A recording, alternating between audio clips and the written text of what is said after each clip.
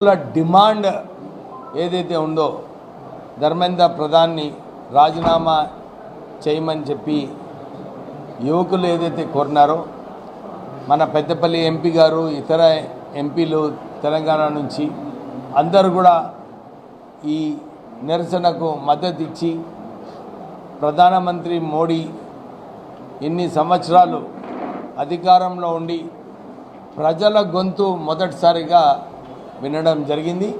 ధర్మేంద్ర ప్రధాన్ రాజీనామా పోలీస్ ఏదైతే అక్కడ ఇంతమందిని లాఠీ చార్జ్ చేయడము, లాఠీలలో నేల్స్ పెట్టుకొని యువకులకు ఏదైతే వారు లాఠీ చార్జ్ చేసినారో దాన్ని తీవ్రంగా ఖండించడం జరిగింది. మనమందరము 15 రోజుల క్రితం టీఆర్ఎస్ నాయకులు, బీఆర్ఎస్ నాయకులు, కేటీఆర్ ప్రత్యేకంగా ఎల్ నీనో ఉంది, కాళేశ్వరం పంపులు ప్రారంభం చేయాలి, పంపులు ప్రారంభం చేస్తేనే రైతులకు ఉపయోగపడుతుందని చెప్పి ఆయన ప్రెస్ కాన్ఫరెన్స్ చేస్తారు. టీఆర్ఎస్ నాయకులు అందరికీ కూడా వాళ్ళప్పుడు మొక్కుకున్నారు, వర్షాలు రావద్దు, ఈ ప్రభుత్వము కాంగ్రెస్ పైన బురద జల్లాలి అని చెప్పి ఒక కంకణం కట్టుకున్నారు వాళ్ళు. అసలు కాంగ్రెస్ నాయకులందరూ కూడా అన్ని పూజలు చేసిండ్రు, వర్షాలు రావాలి, రైతులను ఆదుకోవాలని చెప్పి కాంగ్రెస్ నాయకులు ఒకవైపు ఇలా చేస్తుంటే టీఆర్ఎస్ నాయకులేమో వర్షాలు రావద్దు, కాళేశ్వరం ప్రాజెక్ట్ మంచిది, ఈ కునికిపోయినా కానీ పంపులు ప్రారంభించి నీళ్లు పంపు చేయాలని చెప్పి వాళ్ళు కేసీఆర్ ఏదైతే కాళేశ్వరం ప్రాజెక్టులో వందలాది కోట్ల రూపాయల కమిషన్ దోచుకున్నారో టీఆర్ఎస్ నాయకులు, దాన్ని మళ్ళీ మంచిది ప్రాజెక్ట్ ఇది అని చెప్పి నిరూపించడానికి ఇదొక డ్రామా కేటీఆర్ వేయడం జరిగింది. నిజంగానే అక్కడ పంపులు స్టార్ట్ చేస్తే బ్యారేజ్ ఏమో సరిగా లేవు, అందరు కూడా ఒప్పుకుంటున్నారు, అందరు ఇంజనీర్లు కూడా ఒప్పుకుంటున్నారు. ఏమని బ్యారేజ్లో మళ్ళా నీళ్లు పంపు చేస్తే సరిగా ఉండదు, వీళ్ళేమో పంపు చేయమంటున్నారు. అరే నిజంగానే బ్యారేజ్లు సరిగా లేనప్పుడు పంపు చేస్తే మళ్ళీ బ్యారేజ్ ఎందుకు కట్టిండ్రు? అది ఆ అంశం నిజంగా చర్చించే అవసరం ఉన్నది. దాని తర్వాత నిజంగానే ఇప్పుడు మనము పంపు చేసినామేమో, ఇంతకుముందు 4 సంవత్సరాల క్రితము టీఆర్ఎస్ పార్టీ హయాంలో ఉన్నప్పుడు 160 టీఎంసీ నీళ్లు అప్పుడు పంపు చేయడం జరిగింది ఎల్లంపల్లికి పంపు చేసిన తర్వాత పైనుంచి నీళ్ళు వచ్చినప్పుడు, తుమ్మిడి అట్ల నుంచి నీళ్ళు వచ్చినప్పుడు మళ్ళీ గేట్లు ఓపెన్ చేసి ఏదైతే నీళ్లు ఆ ఎల్లంపల్లిలో ఉండేనో ఆ నీళ్ళన్నీ కూడా రిలీజ్ చేయడం జరిగింది. రిలీజ్ చేయడం వలన అప్పుడు 4,000 కోట్ల రూపాయలు ఎలక్ట్రిసిటీ బిల్లు ఖర్చు పెట్టినారు. అంటే ఈ కాళేశ్వరం ప్రాజెక్ట్ ఏదైతే ఉన్నదో సరిగా డిజైన్ చేయక ప్రాణాయిత చేవల్ల కాకా వెంకటస్వామి గారు ఏదైతే అప్పుడు రాజశేఖర రెడ్డి గారితో మాట్లాడి ఈ ప్రాజెక్ట్ని పెట్టినప్పుడు తుమ్మిడిలో ఆల్రెడీ 11,000 కోట్ల రూపాయలు ఖర్చు పెట్టింది, 26,000 కోట్ల రూపాయలు ఖర్చు పెట్టినుంటే కాళేశ్వరం ప్రాజెక్ట్ పూర్తిగా అయిపోయేది. కానీ వీళ్ళు కేవలం కమిషన్ల కోసము 100 మీటర్లు పంపు చేయడానికి కాళేశ్వరంలో మేడిగడ్డ నుంచి 100 మీటర్లు పంపు చేయాలి ఎల్లంపల్లికి నీళ్ళు రావాలంటే. అంటే ఈ ప్రాజెక్టు కేవలం కమిషన్ల ప్రాజెక్టు. అప్పుడు చెన్నూరు రైతులు 40,000 ఎకరాలు నష్టపోయినారు బ్యాక్ వాటర్స్ వలన. ఇప్పుడేమో వాళ్ళు పంపు చేయమని చెప్తున్నారు. అంటే ఇప్పుడు మళ్ళీ ఒక్కసారి మొన్న పంపు చేసినుంటే మళ్ళీ ఒక 4,000 కోట్ల రూపాయలు వృధా కావడం జరుగుతుంది. ఎందుకంటే ఆల్రెడీ నీళ్ళు వచ్చినాయి, ఇప్పుడు తుమ్మిడి గంటల నుంచి గ్రావిటీతో నీళ్ళు రావడం జరిగింది ఎల్లంపల్లికి. ఇది బాధ్యత కేటీఆర్, కేసీఆర్ వారి కుటుంబ సభ్యులందరూ కూడా ఈ బాధ్యత వేయాలి. ఎందుకంటే తెలంగాణ ప్రజలకు ఒక తప్పు దారిలో తీసుకువెళ్ళి మేమే మంచిగా గవర్నెన్స్ చేసినామని చెప్పి నిరూపించడానికి మొన్న వాళ్ళు ప్రెస్ కాన్ఫరెన్స్ పెట్టి కావాలని కొందరు రిటైర్ ఇంజనీర్స్తోని స్టేట్మెంట్లు ఇప్పించి ఇప్పుడు ఏమైపోయింది, నిజంగానే అప్పుడు పంపు చేస్తుంటే ఇప్పుడు మళ్ళా వృధా అయిపోతుండే కదా మొన్న అయినట్టు. అప్పుడేమో 3,000 కోట్ల రూపాయలు నష్టమైంది, మళ్ళీ ఇప్పుడు ఈసారి కూడా 4,000 కోట్ల రూపాయలు నష్టం అవుతుండే. సో దీని గురించి ఇరిగేషన్ సమస్యలో ఆయనకు అవగాహన లేదు. కేవలం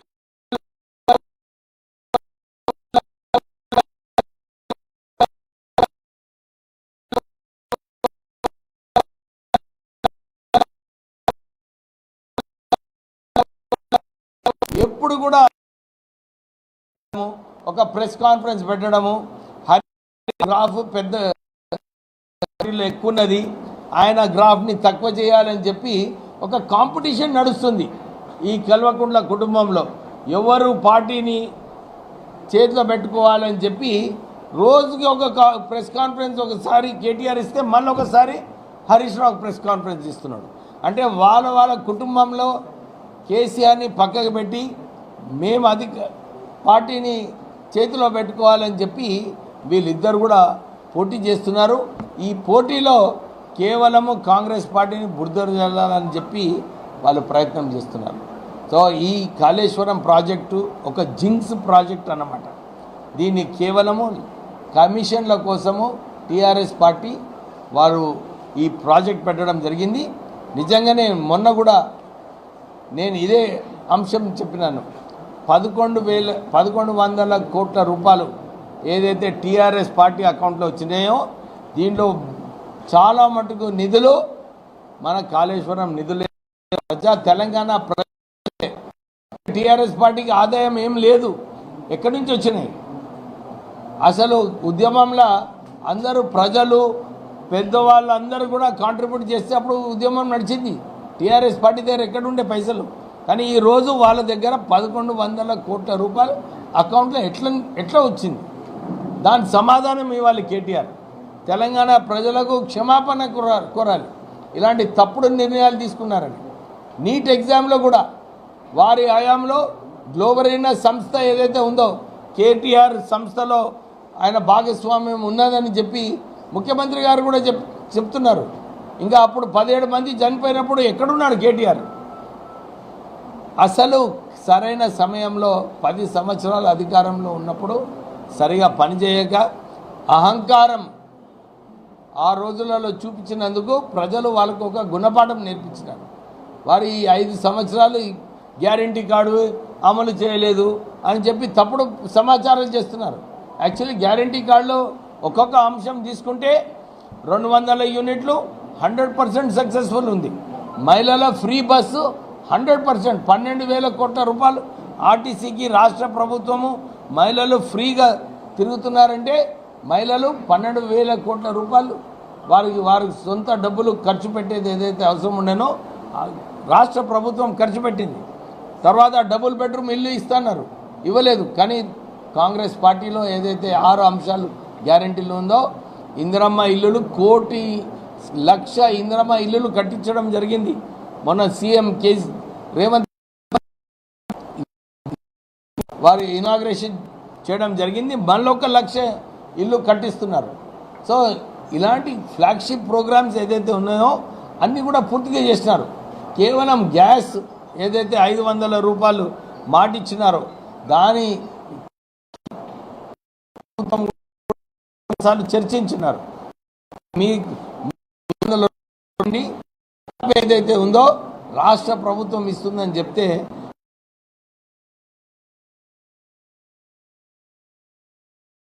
నీట్ పేపర్ లీకేజ్లో రాహుల్ గాంధీ గారు ఏదైతే యువకులకు మద్దతుగా ప్రధానమంత్రి ఇంటి దగ్గర ధర్నా చేయడము, కేంద్ర ప్రభుత్వము యువకుల డిమాండ్ ఏదైతే ఉందో ధర్మేంద్ర ప్రధాన్ని రాజీనామా చేయమని చెప్పి యువకులు ఏదైతే కోరినారో మన పెద్దపల్లి ఎంపీ గారు ఇతర ఎంపీలు తెలంగాణ నుంచి అందరూ కూడా ఈ నిరసనకు మద్దతు ఇచ్చి ప్రధానమంత్రి మోడీ ఇన్ని సంవత్సరాలు అధికారంలో ఉండి ప్రజల గొంతు మొదటిసారిగా వినడం జరిగింది.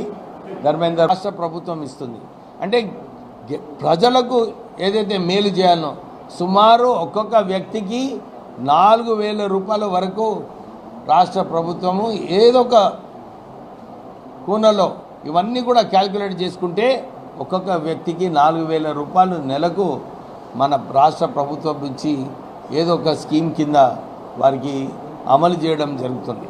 సో వీరు ఏదైతే చెప్తున్నారో ఆర్థిక పరిస్థితి రాష్ట్ర ప్రభుత్వం ఆర్థిక పరిస్థితి బాగా లేనప్పుడు కూడా 8 లక్షల కోట్ల రూపాయలు అప్పు చేసినప్పటికీ కూడా రాష్ట్ర ప్రభుత్వము ప్రజలకు ఏదైతే మాట ఇచ్చిందో అది పూర్తిగా చేయాలని చెప్పి వాళ్ళు చేస్తున్నారు. అంతేగాక మీకు అందరికీ తెలిసిన విషయమే, టీఆర్ఎస్ హయాంలో ఇక్కడ వేలంలో మేము పాల్గొన్నామని చెప్పి అప్పుడు ధర్నాలు టీఆర్ఎస్ ప్రభుత్వం చేసింది. అందు గురించి కొత్త గనులు రాలేదు. నేను ఎమ్మెల్యే అయిన తర్వాత ముఖ్యమంత్రికి నచ్చజెప్పి మనం వేలంలో పాల్గొంటే బాగుంటుంది అని చెప్పి మనకు ఇప్పుడు ఆర్కే ఓపెన్ కాస్ట్ మైన్స్ ఏదైతే కొత్త గని మనకు అలాట్ చేసిందో ఈ అలాట్మెంట్ కావడం జరిగింది. మన కిషన్ రెడ్డి గారితో మాట్లాడినప్పుడు కూడా మీరు తాడ్చల్ల మైన్స్ ఎంపీ గారు కోరడం జరిగింది, మీరు తాడ్చల్ల మైన్స్ ఫేజ్ 2 ఇవ్వాలని చెప్పి ఏదైతే ఎంపీ గారు కోరినారో అది శాంక్షన్ చేసినారు. అప్పుడు కిషన్ రెడ్డి గారు స్పష్టంగా చెప్పినారు, ఇంతకుముందు టీఆర్ఎస్ ప్రభుత్వము వేలంలో పాల్గొనలేదని చెప్పి మేము కొత్త గన్లు తెలంగాణకి ఇవ్వలేదు, కానీ ఇప్పుడు మీ ప్రభుత్వం వచ్చిన తర్వాత కాంగ్రెస్ ప్రభుత్వం వచ్చిన తర్వాత వేలంలో పాల్గొంటున్నారని చెప్పి మేము 2 కొత్త గనులు ఇవ్వడం జరిగింది. ఒకటి తాడ్చర్ల, ఇంకోటి మనుగూరులో కూడా. అంటే ఏదైతే ఈ ప్రాంతంలో కొత్త గనులు తెచ్చే అవసరం ఉంది, సింగరేణి సంస్థకు కాపాడే అవసరం ఉంది. అప్పుడు ఆ సమయంలో టీఆర్ఎస్ వాళ్ళు తప్పుడు నిర్ణయాల వలన కొత్త గనులు రాలేదు. అప్పుడు ఆ రోజులలో ఒరిస్సాలో కొత్త గనులు సింగరేణి తీసుకుంది. అక్కడ ఉద్యోగ అవకాశాలు ఎవరికి వచ్చినాయి? ఒరిస్సా వాళ్ళకు వచ్చింది, తెలంగాణ వాళ్ళకు రాలేదు. ప్రత్యేకంగా మన ఈ చెన్నూరు నియోజకవర్గంలో వచ్చే కొత్త గనులలో కొత్త ఉద్యోగాలు వచ్చే అవకాశం ఉంది. మొన్న నేను ఎంపీ గారు యూనియన్ ఎన్వైరన్మెంట్ మినిస్టర్ గారితో కూడా కలిసినాం. తొందరగా మాకు ఎన్విరాన్మెంటల్ క్లియరెన్స్ ఇవ్వండి, ఈ ప్రాజెక్ట్ తొందరగా పెడితే ఇక్కడ ఉద్యోగాలు వస్తాయని చెప్పి మన భూపేందర్ యాదవ్ గారితో కూడా మాట్లాడి ఈ కొత్త గనులు రావాలని చెప్పి కోరడం జరిగింది.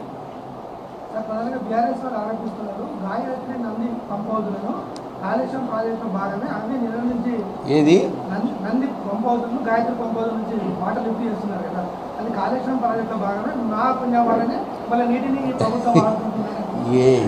ఏమైనా అర్థం ఉందా? ఫస్ట్ కాళేశ్వరంది ఏం చేస్తున్నారు అది చెప్పనండి. కాళేశ్వరం అయితే వాళ్ళ కట్టింది ఎవరు? కాళేశ్వరము కేసీఆర్ కట్టిండు. కేసీఆర్ టైం బ్యారేజెస్ కూలింది ఏ టైము? కేసీఆర్ టైంలోనే. అన్నీ కూడా కేసీఆర్ టైంలోనే అయినాయి. ఇప్పుడు ఈరోజు నేషనల్ ఏదైతే డిజాస్టర్ వాళ్ళు రిపోర్ట్ ఇచ్చినారో ఈ బ్యారేజ్ సేఫ్టీ లేవని చెప్పి ఇచ్చినారో దానికి ఎవరు బాధ్యత వహించాలి? కేసీఆర్ బాధ్యత వహించాలి. అసలు ఈ 1,00,000 కోట్ల రూపాయలు టీఆర్ఎస్ పార్టీకి డెబిట్ చేయాలి. ఎందుకంటే తప్పుడు నిర్ణయాలు తీసుకోవడం వల్ల రాష్ట్ర ప్రభుత్వం నష్టపోయింది. ఇన్ని 4 సంవత్సరాలు 1,00,000 కోట్ల రూపాయల మీద ఎంత ఇంట్రెస్ట్ కట్టిండ్రు వాళ్ళు? 12% ఇంట్రెస్ట్. అదే 12% అంటే 12,000 కోట్ల రూపాయలు సంవత్సరానికి. 4 సంవత్సరాలు 40,000 కోట్ల రూపాయలు ఎవరు కట్టాలి? అది కేవలము టీఆర్ఎస్ తప్పుడు నిర్ణయాల వలన రాష్ట్ర ప్రభుత్వం ఈ ఆర్థిక పరిస్థితి ఇట్లా ఉంది.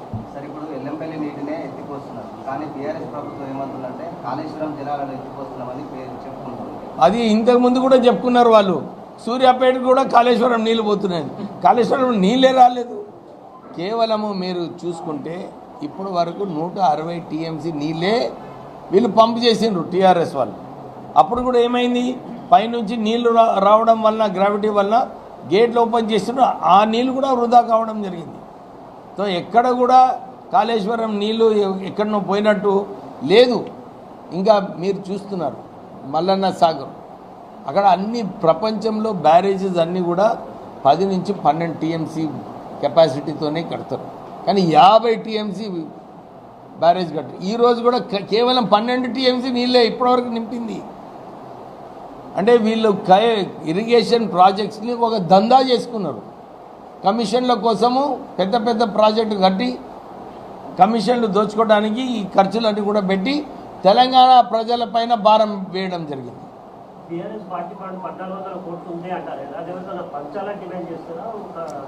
పంచాలను వాళ్ళు నిర్ణయించుకోవాలి, ప్రజలకు చెప్పాలి. తెలంగాణ ప్రజల పైసలు ఎక్కడి నుంచి వచ్చినాయి, వాళ్ళకి సమాధానం ఇమ్మను. తాడిచెర్ల మెయిన్ బ్లాక్ అప్పుడు మనకు ఎంఆర్ కంపెనీ పెట్టారు సార్. అప్పుడు తాడిచెర్లో పెద్ద ఎత్తున అవినీతి జరిగిందని కూడా చాలాసార్లు ఆరోపించారు. ఇప్పుడు దాని మీద ఏమైనా ఎంక్వైరీ చేయబోతున్నారా సార్ తాడిచెర్ల మెయిన్ బ్లాక్ పైన? తాడిచెర్లలో అందరికి తెలిసిన విషయమే, అది సింగరేణి సంస్థకు రావాలి. అప్పుడు కూడా వాళ్ళు తాడిచెర్ల ప్రాజెక్ట్ని టెండర్ పెట్టినప్పుడు మేమందరం ఎంపీస్గా ఉన్నప్పుడు అందరూ కూడా కలిసి దాని వ్యతిరేకంగా అప్పుడు రోసయ్య గారితో మాట్లాడి దీన్ని ఆపాలి, ఇది ఇవ్వద్దు ఈఎంఆర్కి అని చెప్పి అప్పుడు మేము ఆపడం జరిగింది.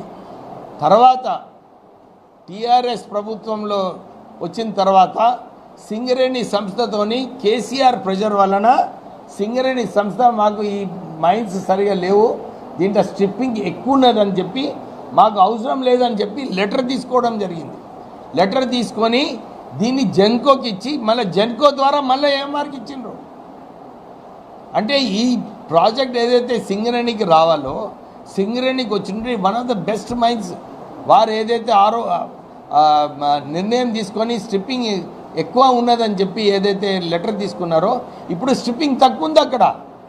అంటే తప్పుడు నిర్ణయాలే కదా, టీఆర్ఎస్ఏ కదా, ముఖ్యమంత్రి దాన్ని బాధ్యత వహించాలి. వాళ్ళు దాన్ని కేవలం ఏఎంఆర్కి కమిషన్లు తీసుకొని ఇది జెన్కో ద్వారా ఏఎంఆర్కి ఇప్పించడం జరిగింది. అది ఆల్రెడీ ఇచ్చేసుకున్నారు కదా వాళ్ళు. మాట్లాడతాం మేము, ముఖ్యమంత్రికి చెప్తాను నేను రేపు. డెఫినెట్లీ ఎంక్వైరీ చేయాలి దీంట్లో ఇష్యూ అని. ఎవరు ఏమని దేంట్లో ఎవరిచ్చిండ్రు? జెన్కో ఆయన ఇచ్చిండు. అరే మీరు ఆయన మస్తారు, ఆయన డిఎంఎఫ్కి నిధులు ఇక్కడి నుంచి తీసుకుపోయిండు సిద్దిపేటకి, దాని గురించి ఏం మాట్లాడుతున్నాడు. అది విషయం కదా. అసలు టీఆర్ఎస్ నాయకులు ఆ టైంలో బాల్క సుమన్ అయినా కానీ ఎవరైనా కానీ ఈ మంచిర్యాల నుంచి ఏదైతే డిఎంఎఫ్టి నిధులు సిద్దిపేట, సిరిసిల్ల, గజ్వేల్కి పోయినాయో ఎందుకు ఆపలే? ఈ ప్రాంతంలో ఎందుకు అభివృద్ధి కాలేదు? మన నిధులు ఇప్పుడు మేము వచ్చిన తర్వాత డిఎంఎఫ్టి నిధులు ఏదైతే మన డిస్ట్రిక్ట్కి రావాలో, మన కాన్స్టిట్యున్సీకి రావాలో సరిగా ఉపయోగించుకుంటున్నామని చెప్పి అన్ని చోట్ల కూడా సీసీ రోడ్లు, సీసీ డ్రైన్స్ వేయించడం జరిగింది. లేకుంటే సిద్దిపేట హాస్పిటల్కి తీసుకుపోయింది హరీష్ రావు. అప్పుడు ఎందుకు ఆపలే వీళ్ళు?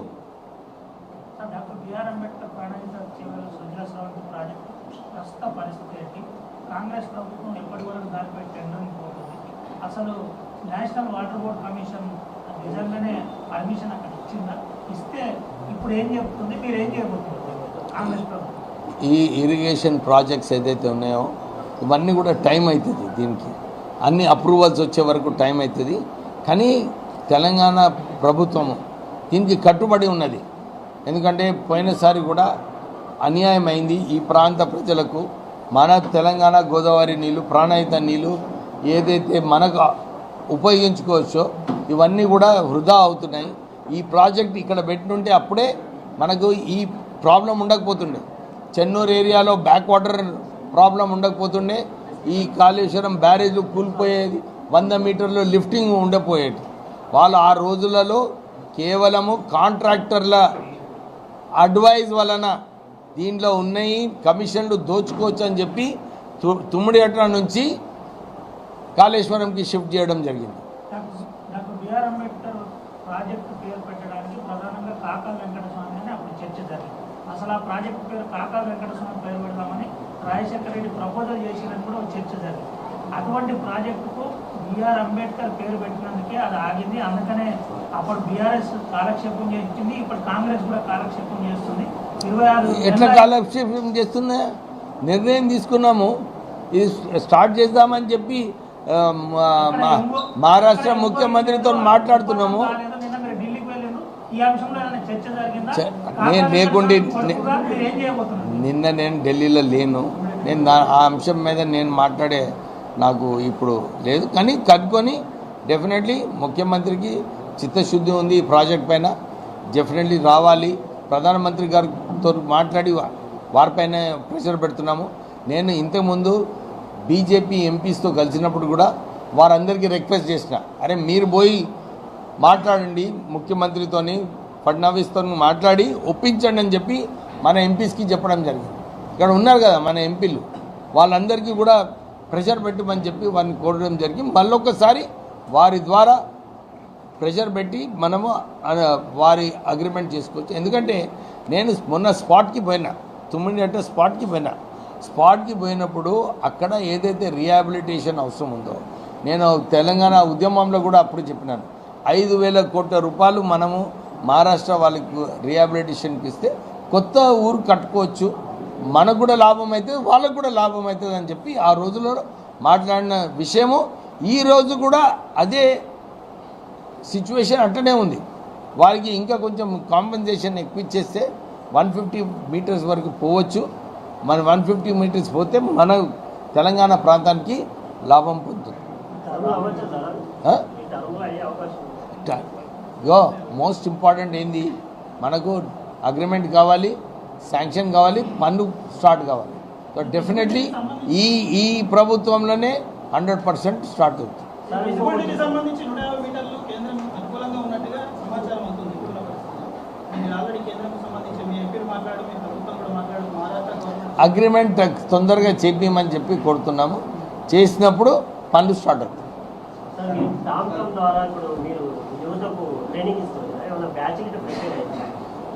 75 మంది బ్యాచ్ ప్రిపేర్ అవుతుందా?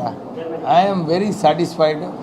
ఎందుకంటే మీకు తెలుసు, ఇంతమందికి ట్రైనింగ్ ఇప్పించడము, జర్మన్ లాంగ్వేజ్ రోజు 2 గంటలు కూర్చొని నేర్చుకోవడము, చాలా మంచిగా కోఆపరేట్ చేస్తున్నారు మన స్టూడెంట్స్ అందరు కూడా. నాకు గొప్ప నమ్మకం ఉంది. ఫస్ట్ బ్యాచ్ మన మందమరి నుంచే జర్మనీకి 2 months టైంలో నేను డెఫినెట్లీ పంపిస్తాను.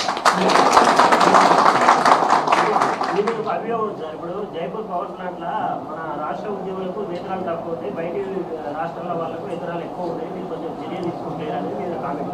ఈ కామెంట్లు మస్తు వస్తాయా? నేను 10 సంవత్సరాలు మినిమం వేజెస్ ఈ రాష్ట్రంలో చేంజ్ చేయలేదు. టీఆర్ఎస్ టైంలో నేను లేబర్ మినిస్టర్గా అయిన తర్వాత ఇండస్ట్రీతో మాట్లాడి, ఎంప్లాయర్ అసోసియేషన్స్తో మాట్లాడి, అందరితో మాట్లాడి ఒక సమన్వయంగా మనం మొన్న మినిమం వేజెస్ ఇంప్లిమెంట్ చేయడం జరిగింది, అనౌన్స్ చేయడం జరిగింది. ఇప్పుడు సింగరేణి సంస్థలో కూడా నేను మొన్న సీఎండి గారికి స్పష్టంగా చెప్పడం జరిగింది, ఉప ముఖ్యమంత్రి గారికి కూడా స్పష్టంగా చెప్పడం జరిగింది. ఏదైతే వేజెస్ మనం మినిమం వేజెస్ రివైజ్ చేస్తామో, సింగరేణి అవుట్సోర్సింగ్ ఎంప్లాయీస్కి కూడా వేతనాలు పెంచేది అవసరం ఉన్నది. ఎంత ఇబ్బందిలో ఉన్నప్పటికీ కూడా ఎంప్లాయీస్ని చూసుకునే, కార్మికులకు చూసుకునే బాధ్యత మన పైన ఉంది. డెఫినెట్లీ వేతనాలు పెంచే అవసరం ఉందని చెప్పి నేను ఆల్రెడీ చెప్పడం జరిగింది.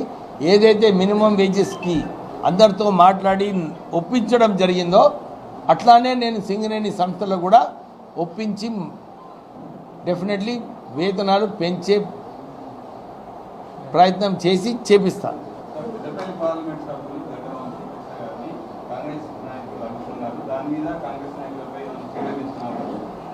సింపుల్ అయ్యా, పెద్దపల్లి పార్లమెంట్ నియోజకవర్గంలో నువ్వు ఏదైతే ప్రశ్న వేసినావో మీ అందరికీ తెలుసు, సుమారు 20 సంవత్సరాల నుంచి కాకా Venkataswamy foundation, Visakha charitable trust అన్ని చోట్ల పనిచేస్తుంది. ఇక్కడ స్కూళ్ళు కట్టించినాము, 2000 స్కూళ్ళలో ఫర్నిచర్ ఇచ్చినాము, 3000 బోర్వెల్స్ వేయించినాము, చెక్ డ్యామ్స్ కట్టించినాము. విశాఖ చారిటబుల్ ట్రస్టు కాకా వెంకటస్వామి ఫౌండేషన్తో నేను ఓడిపోయిన తర్వాత కూడా నిరంతరము అన్ని చోట్ల కూడా స్కూళ్ళలో ఫర్నిచర్ ఇవ్వడము, ఈ చారిటబుల్ యాక్టివిటీస్ అన్ని చోట్ల ఎప్పుడు కూడా నడుస్తున్నాయి. సో వంశీకృష్ణ గారు మనం వచ్చింది కేవలము స్కూల్లో బ్యాగ్స్ పంపించడానికి వచ్చినది, అది పార్టీ ప్రోగ్రాం కాదు, గవర్నమెంట్ ప్రోగ్రాం కాదు. మళ్ళీ కూడా ఎంపీ వంశీకృష్ణ గారికి చాలాసార్లు గవర్నమెంట్ ప్రోగ్రామ్స్లో కూడా సరిగా ఇన్విటేషన్ లేదు, పిలవలేదు. కానీ ఎంపీగా ఆయనకు ఒక హక్కు ఉన్నది, అన్ని చోట్ల కూడా పోయి తిరిగే హక్కు ఉన్నది.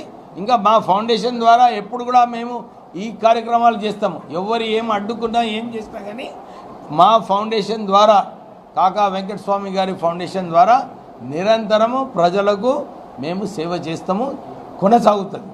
ఇప్పుడు ఈసారి అందరి స్కూళ్ళలో తన పెద్దపల్లి నియోజకవర్గంలో ఎంపీ గారు ఒక నిర్ణయం తీసుకున్నారు. నేను అందరికీ స్కూల్ బ్యాగ్స్ ఇవ్వాలని ఉంది, డెఫినెట్లీ ఇస్తామని చెప్పి వారు ఇవ్వడం జరిగింది. ఆ రోజు కూడా కార్యక్రమం ఏముంది, స్కూల్ బ్యాగ్స్ పంచడము.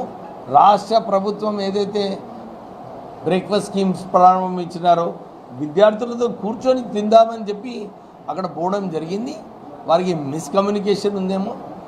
ఎమ్మెల్యే గారు కూడా ఫోన్ చేసినారు, నేను వస్తున్నాను, వస్తే బాగుంటుందని చెప్పి ఇన్వైట్ చేయడానికి ఫోన్ చేసినారు. రెస్పాన్స్ లేకుండే వారు పోవడం జరిగింది. దాంట్లో తప్పేమున్నది, అది పార్టీ చూసుకుంటుంది. చాలా ఇంకోటి ఇంకేమైనా క్వశ్చన్ జెన్సీ సీఎం ఒక వ్యాఖ్యలు చేశారు, 21 సంవత్సరాలు ఉన్న వ్యక్తులకు కూడా, యువకులకు కూడా అవకాశం ఇవ్వాలి, 21 సంవత్సరాలు కుదించాలి, అసెంబ్లీలో కూడా తీర్మానం చేస్తున్నారు. దాని మీద స్పందన ఏముంది, ముఖ్యమంత్రి గారు ఒకసారి చెప్పిన తర్వాత పార్టీ కూడా అదే ఆలోచనలో ఉంటుంది. ఒక మంచి అవకాశం ఉంటుంది యువకులకు, వారు కూడా పార్లమెంట్లో వచ్చి ఏదైతే వాళ్ళందరూ కూడా వాళ్ళ సమస్యలు ఉంటాయో మాట్లాడటానికి ఒక మంచి అవకాశం ఉంటుంది. సో డెఫినెట్లీ దాన్ని మేము కూడా సపోర్ట్ చేస్తాం. ఏమైనా అరే చూడా మీ మిస్టర్ తిరుపతి, మీరు అందరు కూడా ఒక విషయం గమనించాలి. అందరు 1 మినిట్ రిపోర్టర్స్కి అందరికి కూడా ఒక రిక్వెస్ట్. ఏం రిక్వెస్ట్ అంటే, ఇప్పుడు ఎంపీ గారు ఎమ్మెల్యే గారు బాధ్యత ఏంది, ఆ ప్రాజెక్ట్ శాంక్షన్ చేయించుకునే బాధ్యత మాది. వారు వంశీ గారు పోయి ఢిల్లీలో కూర్చొని ఆ ప్రాజెక్ట్ శాంక్షన్ చేయించుకున్నారు. శాంక్షన్ చేయించుకున్న తర్వాత దాన్ని ఎగ్జిక్యూటివ్ అథారిటీ ఎవరైతే ఉన్నారో, హైవేస్ వాళ్ళు ఎవరు ఉన్నారో వాళ్ళు చూసుకుంటారు.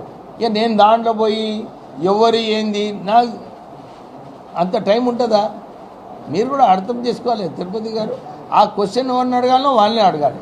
చాలామంది నాకు కూడా ఏదో రిపోర్టర్లు అందరూ కూడా ఇవాళ రేపు ఒక సోషల్ మీడియాలో ఒక ఫ్యాషన్ అయిపోయింది. ఎవడో ఒక్కడో ఏదో చేస్తే ఎమ్మెల్యే మంత్రి గారు అందించారు చేస్తారు. అరే నాకేం వాస్తున్నాయా, ఏదో ల్యాండ్ భూ కబ్జా ఏదో అయింది, ఎమ్మెల్యే అందించారు. ఏంది ఎమ్మెల్యే అందించి, ఎవడు ఎమ్మెల్యే? అరే 1 మినిట్, నేనేమంటున్నా, రెవెన్యూ ఇష్యూస్ ఉన్నాయి. రెవెన్యూ ఇష్యూస్లో నాకేం సంబంధమయ్యా? నాకేమైనా అథారిటీ ఉందా? ఈ భూమి తిరుపతిది లేకుంటే రాజుది అని చెప్పే అధికారం ఉందా నాకు? లేదు అధికారము. అది ఎవరు అధికారులు ఉన్నారో వాళ్ళే చూసుకోవాలి. ఏదైనా నిజంగా చట్టం వ్యతిరేకంగా ఎవరైనా అధికారులు చేతిలో తీసుకొని ఏమైనా చేస్తుంటే అప్పుడు నేను వస్తా, కలెక్టర్ గారికి చెప్తా. అప్పుడు కూడా నేను ఏం చేయొచ్చు, కలెక్టర్ గారికి చెప్పొచ్చు. నేను ఆ వ్యవస్థ అట్లా నడుస్తుంది. ఎక్కడైతే నా జోక్యం అవసరం లేదో నేను చెయ్యను. నేను ఇప్పుడు లా అండ్ ఆర్డర్ ఉన్నది, అక్కడ ఏదైనా నిజంగా తప్పుడుగా అప్రోచ్ అవుతున్నది, నేను దాన్ని సెటరేట్ చేస్తా. కానీ ఏదైతే లీగల్ ఇష్యూస్ ఉన్నాయో అధికారులు ఎవరైతే చేయాలో వాళ్ళు చేయాలి. ఎవరి పని చేయాలో వాళ్ళు చేయాలి. ఎవరి పని చేయొద్దో నేను దాంట్లో జోక్యం చేసుకోను. వర్షాల మీద నేను ఆల్రెడీ మా చెన్నూరు నియోజకవర్గంలో అందరు అధికారులకు ఒక డైరెక్షన్ ఇవ్వడం జరిగింది. వర్షాలు పడుతున్నాయి, ఎవరైతే ఇల్లులు కూలిపోయినాయో వాళ్ళందరికీ ఇందిరమ్మ ఇల్లు ఇచ్చేది అవసరం ఉన్నది. స్పాట్ పైన శాంక్షన్ చేయాలి, వాళ్ళకి ఇందిరమ్మ ఇల్లులు కట్టించాలి. చట్టం ప్రకారంగా వారికి ఏదైతే నష్టపరిహారం రావాలో అది కూడా ఇవ్వాలని చెప్పి వాళ్ళ కలెక్టర్ గారికి నేను ఆదేశాలు ఇవ్వడం జరిగింది. సో అన్ని చోట్ల కూడా మొత్తం చెన్నూరు నియోజకవర్గంలో ఎక్కడైతే భారీ వర్షాలు ఉన్నాయో అక్కడ ఏమైనా ప్రజలకు నష్టమైతే వాళ్ళకు నష్టపరిహారం ఇవ్వడము, వాళ్ళకు రేషన్ ఇప్పించడము ఇవన్నీ కూడా చర్యలు తీసుకోమని చెప్పి అధికారులకు ఇన్స్ట్రక్షన్స్ ఇవ్వడం జరిగింది. పోలీస్ రిక్రూట్మెంట్ 7,400 పైగా నోటిఫికేషన్ రిలీజ్ చేసింది. ఉద్యోగాల భర్తీపై గత ప్రభుత్వం 10,000 వరకు రిలీజ్ చేయాలని టీఆర్ఎస్ ప్రభుత్వం. ఇప్పుడు మీరు చూస్తున్నారు నోటిఫికేషన్స్ ఇష్యూ చేసినప్పుడు ఖాళీ నోటిఫికేషన్ ఇష్యూ చేసిండ్రు టీఆర్ఎస్ హయాంలో. ఎందుకంటే వారికి మరి ఎట్లయితే ప్రజలకు మేము డబుల్ బెడ్రూమ్ ఇల్లు అందరికీ కట్టిస్తాము అని మాట ఇచ్చారు కదా, ఇది కేవలము ఎలక్షన్ టైంలో వారు అరే ఉండండి మాట్లాడితే ఏం లేవమే ప్రెస్ కాన్ఫరెన్స్గా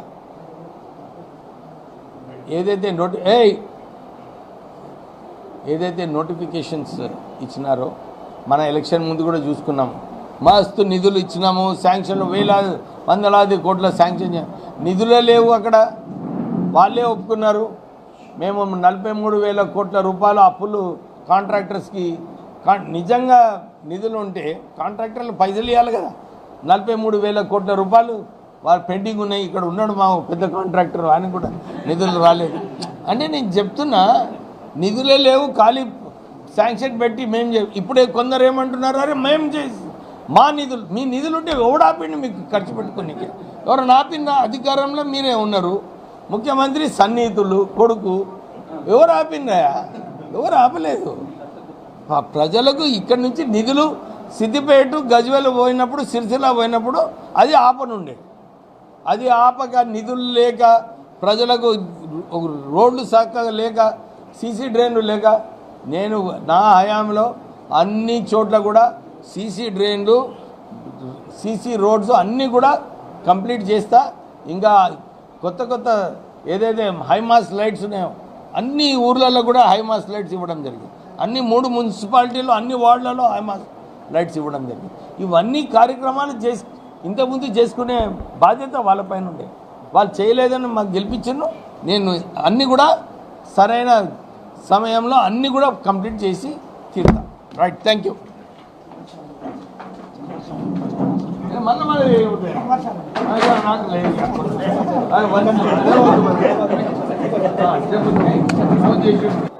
నీట్ పేపర్ లీకేజ్లో